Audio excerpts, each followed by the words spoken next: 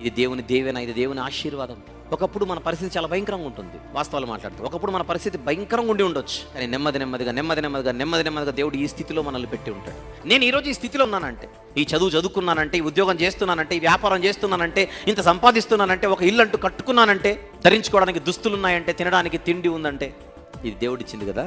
దేవా, నేను ఈరోజు ఈ స్థితిలో ఉండడానికి నేనే మాత్రపు వాడని, నా కుటుంబం ఏమాత్రపు కుటుంబం, మాది చాలా చిన్నది, మా స్తోమత చిన్నది. కానీ ఈరోజు కేవలము మీ ఆశీర్వాదం వల్లనే ఈ స్థితిలో ఉన్నాము.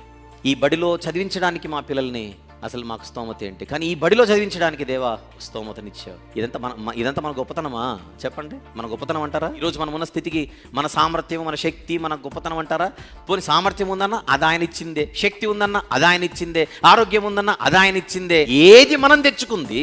నా సొంత శక్తితో నేను కష్టపడుతున్నానంటే ఉత్తమాట, తప్పుడు మాట. సొంత శక్తి కాదు అది, ఆయన ఇచ్చిన శక్తి, ఇస్తున్న శక్తి. గుర్తించట్లేదు. అలాగని కేవలం ఆశీర్వాదాలు మాత్రమే కుమ్మరించే దేవుడు అంటే నో.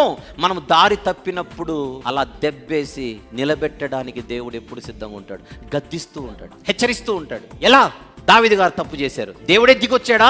నాతాను ప్రవక్తను పంపించాడు. అప్పుడు దావీదు గారు, దేవుడు రాలేదు కదండి, మీరు కదండి వచ్చింది అనకూడదు.